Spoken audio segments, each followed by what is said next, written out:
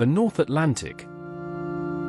The 16th of March, 1943. Somewhere in the mid-ocean air gap, beyond the reach of land-based aircraft from either shore, Convoy HX-229 was running east through heavy seas with 40 merchant ships and an escort that was already stretched thin.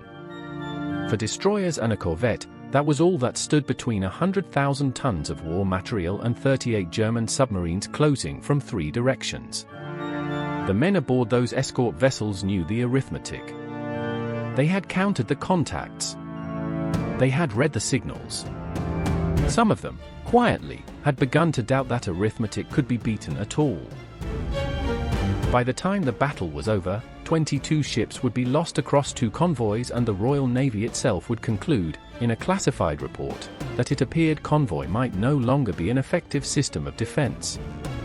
Those words were not written by men given to panic. They were written by men who had seen what March 1943 actually looked like from the inside. But 68 ships made it through. 2/3 of those involved arrived safely. That is the number that tends to get forgotten. And understanding how it was possible, given what was arrayed against them, requires understanding what stubborn, unflinching escort work actually looked like in the worst month of the Atlantic campaign. The strategic position in March 1943 was, by any honest measure, close to desperate. The North Atlantic convoy route was the lifeline of the Allied war effort in Europe, carrying troops, fuel, food, and weapons eastward in a continuous stream that could not be interrupted without consequences that went far beyond any single battle. The Germans understood this. Admiral Karl Dönitz had spent years building his U-boat arm precisely to sever that lifeline, and by the winter of 1942 to 1943 he had assembled the largest concentration of submarines ever deployed to the mid-Atlantic. The timing was not accidental. North Atlantic winters offered the longest periods of darkness, and darkness was the U-boat's most reliable ally. Wolfpack tactics depended on surface attacks at night, when submarines running on diesels could outpace many of the older convoy escorts and were nearly invisible from the bridge of a merchantman. Patrolling aircraft were the one weapon that consistently forced submarines to dive and break contact, but aircraft had limits of range. The mid-Atlantic gap, the area beyond reach of land-based patrols from either Britain, Iceland, or North America, was precisely where Dönitz concentrated his boats, and in the winter of 1942 to 1943, comprehensive anti-submarine air cover had not yet been extended into that gap. Against Convoy HX-229 and its neighbouring Convoy SC-122, Dönitz deployed 3 Wolfpacks simultaneously. Raubgraf, robber baron, with 8 boats, had already been in action against an earlier convoy and was repositioned to patrol east of Newfoundland at the western edge of the air gap. Stürmer, Daredevil, was a new group of 18 submarines formed from boats that had previously attacked Convoy SC-121, assembling in the middle of the air gap. Dränger, Harrier, 11 more boats, formed to the east of Stürmer, partially drawn from submarines fresh from the fight against HX-228. 38 submarines in total, arrayed across the full width of the gap, with the Allied convoy routes threading directly between them. On paper, the odds were simply not survivable. HX-229's ocean escort, B4 Escort Group, consisted on the 14th of March of 4 destroyers and a corvette. Its regular commanding officer was in dock for repairs. Command had fallen to Lieutenant Commander Gordon John Luther of HMS Volunteer, an anti-submarine warfare specialist, but one who had only recently joined the group and for whom this was only his second Atlantic crossing in command. HMS Witherington had to detach on the 15th of March, reducing the escort further and replaced by the corvette Pennyworth. SC-122, the slower convoy of 60 ships sailing ahead, had the 8 warships of B4 Escort Group under Commander R.C. Boyle in HMS Havelock, a somewhat stronger force, but the 2 convoys were separated by roughly 120 miles, too far for mutual support. Against that, the Germans had broken Allied Cipher No. 3, the code used by the convoy escorts. Dönitz's staff knew, with reasonable accuracy, where HX-229 was going and when. The B4 Signals Intelligence Group had already located SC-122 by 8 in the evening on the 13th of March. And on the 10th of March, the Allied ultra-intelligence operation had gone dark. The Germans had introduced a new short-weather reporting cipher that denied Bletchley Park the cribs needed to break Shark, the Enigma variant used by the U-boat fleet. The Admiralty's U-boat tracking room, which had for months been routing convoys around Wolfpack patrol lines, was now flying blind. It could not divert HX-229. It could not see the trap being set. HX-229 passed through Raubgraf's patrol rate during the night of 15 to the 16th of March without being detected. Bad weather provided that much mercy. But on the morning of the 16th of March, UE-653, which had detached from Raubgraf with mechanical problems and was heading for base, sighted HX-229 on an easterly course and immediately transmitted a sighting report. Dönitz ordered Raubgraf to reverse course and pursue, while directing Stürmer and Dränger westward to form a blocking line ahead of the convoy. The entire air gap was now closing around 40 merchant ships whose escort had been reduced to 4 warships. What followed was 3 days of continuous, grinding, merciless attrition.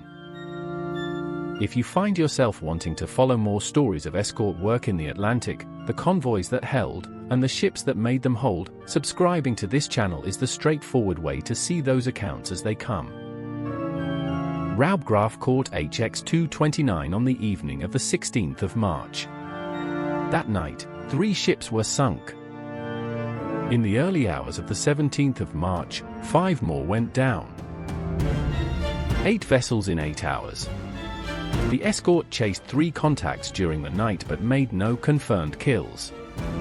The loss of 2 escorts to survivor recovery reduced the defensive screen at precisely the moment boats from Stürmer were beginning to arrive from the east. One of those newcomers was attacked by a destroyer, again without result. At the northeastern end of Stürmer's patrol line, U-338 had independently located SC-122 on a converging track, approximately 120 miles from HX-229. She attacked SC-122 on the 17th of March and sank 4 ships in rapid succession. A 5th, the freighter Fort Cedar Lake, was damaged in the same attack and sunk later that day. 2 more ships from HX-229 were lost during the 17th of March. By midday, boats from Stürmer were probing the defensive screen of HX-229 in strength, though the escorts managed to prevent further sinkings during the afternoon, assisted by brief appearances from very long-range aircraft flying at the absolute limit of their endurance from land. That night, 17 to the 18th of March, the assault continued across both convoys simultaneously, now just 70 miles apart. U-338 struck again, sinking the freighter Granville from SC-122 in the evening and surviving a fierce counterattack by the escorts. After midnight, U-305 sank 2 more vessels from SC-122, Port Auckland and Zouave. HX-229's escort suffered a further blow when HMS Mansfield was forced to detach, leaving Luther with an even thinner screen. The morning of the 18th of March brought help in the form of the destroyer HMS Highlander, commanded by Commander ECL. Day was a senior and considerably more experienced officer, and on his arrival he took command of B4 Group from Luther for the remainder of the engagement. The corvette HMS Volunteer, detached from another convoy, also joined HX-229. Further reinforcement was on its way from Hvalfjord in Iceland, the destroyers HMS Vimy and USS Babbitt for HX-229, and the United States Coast Guard cutter USCG Seaingham for SC-122, but they would not arrive until the 19th of March. On the afternoon of the 18th of March, U-221 succeeded in sinking 2 more ships from HX-229. By this point B4 Escort Group had been reduced to 5 ships, and the boats of all 3 Wolfpacks were in contact or closing. But the night of 18 to the 19th of March marked a turning point. Both convoys were now running in rough tandem, and all attacks that night were repelled. 6 firm contacts were prosecuted by the escorts. No ships from the convoys were lost during the hours of darkness, with the exception of one straggler, the Matthew Luckenbach, which had broken away from HX-229 to proceed independently, ran into the attack on SC-122, was torpedoed, and sank on the 19th of March. Another straggler, the Clarissa Radcliffe of SC-122, was sunk with all hands by U-663. But the convoys themselves held. On the 19th of March, Vimy and Babbitt arrived to reinforce HX-229, and Ingham joined SC-122. The escort screens were now substantially stronger than they had been at the crisis point 2 days earlier. On the same day, U-384 was attacked and sunk by an air patrol north of SC-122, the only submarine destroyed during the entire battle. Faced with stiffening resistance and a rapidly diminishing return on each attack, Dönitz called off the assault on the 19th of March. The Wolfpacks disengaged. HX-229, with 27 ships surviving of the 40 that had sailed, reached Liverpool on the 23rd of March. SC-122, with 42 ships remaining, arrived the same day. 68 ships through. 38 U-boats committed to stopping them, and 2/3 had made it. The accounting of what had been lost was stark. 22 merchant ships sunk, 13 from HX-229, 9 from SC-122. 146,000 tons of shipping gone. 361 merchant seamen dead, 249 from HX-229 alone. 1 U-boat, UE-384, destroyed. The German radio service was not wrong when it called it the greatest convoy battle of the war. But Dönitz had not interrupted the route. He had not broken the system. And the Royal Navy, even as it wrote that devastating assessment about the future of convoy defense, kept sailing.